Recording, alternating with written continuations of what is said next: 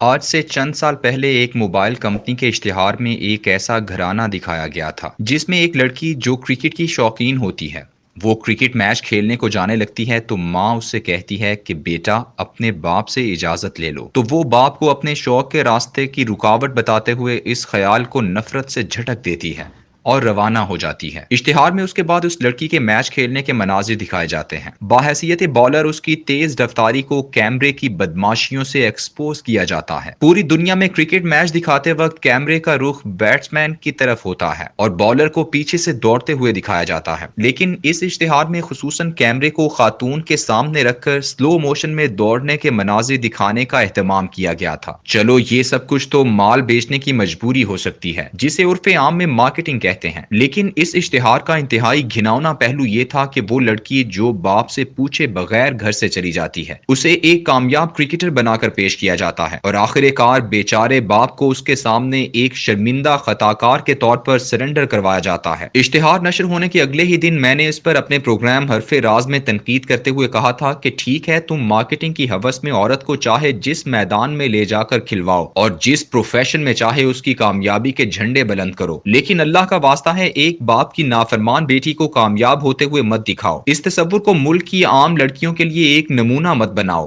یہ سب کچھ انہیں باپ کی نافرمانی کی ترغیب دلائے گا۔ میری اس تنقید کے بعد اس ملک میں کون نہیں تھا جس کے ہاتھ میرے گریبان تک نہ آئے ہوں۔ ہر سیکولر لبرل دانشور اینکر نے اپنی نفرت کا زہر مجھ پر پھینکا اور مجھے ہدف تنقید بنایا۔ مجھے عورت دشمن تک کہا گیا۔ مجھے اس تنقید پر ذرہ برابر بھی دکھ نہیں ہوا، لیکن اس اشتہار کے پس پردہ معاشرے کو خراب کرنے کے کریہ منصوبے رکھنے والوں نے جس طرح میرے اہل خانہ، بیوی اور شادی شدہ بیٹیوں کو غلیظ جملوں کا نشانہ بنایا، اس کا دکھ مجھے آج بھی ہے۔ میری وجہ سے ان گھریلو خواتین نے جو اذیت برداشت کی اس پر مجھے شرمندگی ہے۔ اللہ انہیں اس کا ضرور اجر دے گا، اور ان کی اس اذیت کا مقدمہ تو وہاں درج ہے جہاں سے ناانصافی کی توقع بھی نہیں کی جا سکتی۔ لیکن آج جب ان تمام لوگوں کو دعا زہرا کے بارے میں تڑپتے ہوئے دیکھا اور اس کی ماں کو آنسو بہاتے اور بیٹی کی اذیت میں مضطرب ہوتے دیکھا تو مجھے اپنے وہ تمام کالم اور ٹیلی ویژن کی بحثیں یاد آ گئیں کہ میں جن میں مرضی کی شادی کرنے والی بچیوں کے حق میں اٹھنے والی آوازوں سے دست بستہ مسلسل یہ درخواست کرتا چلا آیا تھا کہ تم اس آگ سے مت کھیلو، یہ کل تمہارے گھروں تک بھی آن پہنچے گی۔ مجھے مارچ 1999 کا عاصمہ جہانگیر کا وہ دفتر یاد آ گیا جب محمد کی ایک شادی شدہ مغویہ سمیہ کی ماں اپنے ملازم کے ساتھ روتی بلکتی وہاں آئی اور مسلسل اپنی بیٹی کو واپس لے جانے کے لیے منت سماجت کرتی رہی۔ اتنے میں ہینا جیلانی نے چیخ کر کہا، چھوڑ دو سمیہ کو،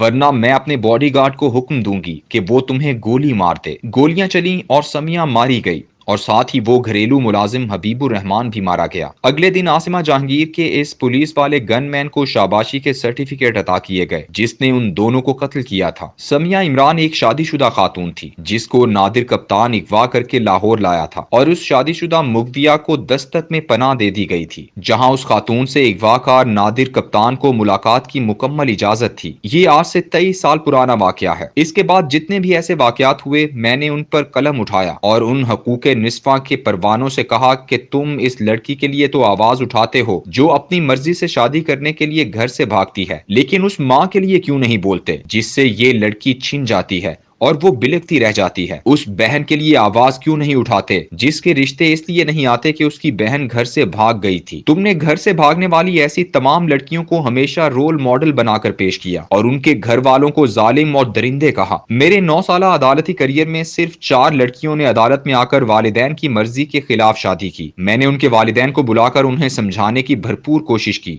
لیکن کوئی اثر نہ ہو سکا۔ مائیں روتی بلکتی رہیں، باپ ہاتھ باندھ کر عزت کا واسطہ دیتے رہے لیکن کچھ نہ ہو سکا۔ میں نے قانون کے ہاتھوں مجبور ہو کر اجازت دی لیکن ان چاروں کا بھیانک انجام یہ ہوا کہ ایک نے خودکشی کر لی، 2 کو سندھ میں جا کر بیچ دیا گیا اور ایک کراچی میں کال گرل بن گئی۔ اپنی مرضی سے شادی کرنے اور گھر سے بھاگ جانے والی لڑکیوں کو یہ ڈرامہ نگار، افسانہ نویس اور انسانی حقوق کے علم بردار ایسے کھیل کا یہ بھیانک انجام کیوں نہیں دکھاتے؟ انہیں محبت کی دیوی دیوتا کے طور پر کیوں پیش کرتے ہیں؟ آج جب دعا زہرا کے والدین کے ساتھ شہلا رضا اور انسانی حقوق کے لاتعداد علم برداروں کو دیکھا تو ایک بار پھر وہ تمام والدین یاد آ گئے جو کبھی اسی طرح روتے بلکتے ان عدالتوں میں اپنی پیاری بیٹیوں کے پیچھے بھاگتے پھرتے تھے، اور یہ تمام انسانی حقوق اور حقوق نسواں کے علمبردار انہیں ظالم اور مذہبی، قبائلی اور جاگیرداری عصبیت کے طعنے دیتے ہوئے ان کا تمسخر اڑاتے تھے۔ دعا زہرا کی ماں اور باپ کے آنسو ویسے ہی قابل احترام ہیں جیسے سمیہ خان کی ماں کے آنسو 23 سال پہلے لاہور میں عاصمہ جہانگیر کے دفتر میں بہے تھے۔ آج یہ سب کے سب اس آگ میں خود جھلس رہے ہیں،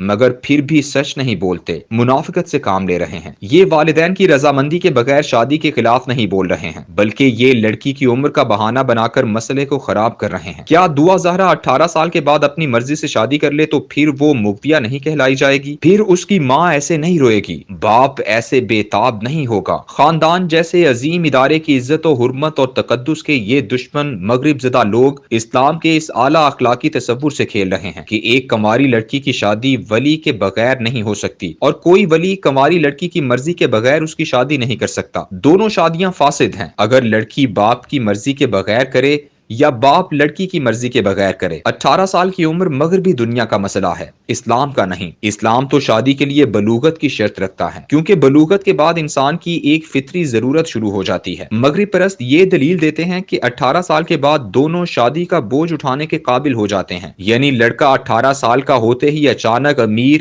برسر روزگار اور صاحب حیثیت ہو جاتا ہے۔ کیا مذاق ہے! جن معاشروں نے شادی کے لیے عمر کی پابندیاں لگائیں، وہاں نوجوانوں نے انہیں ہوا میں اڑا دیا۔ صرف امریکہ میں غیر شادی شدہ کم سن بچیوں کے ہاں ہر سال 10 لاکھ ناجائز بچے پیدا ہوتے ہیں۔ دعا زہرا کا معاملہ عمر کا نہیں، والدین کی مرضی سے شادی کا ہے۔ اسلام کے اصول میں ہی نجات ہے کہ ولی کے بغیر لڑکی کی شادی نہیں، اور لڑکی کی مرضی کے بغیر ولی کی کروائی گئی شادی ناجائز ہے۔ آگ گھروں تک آ پہنچی ہے، اب تو پورا سچ بولو اور پورے سچ پر کھڑے ہو جاؤ۔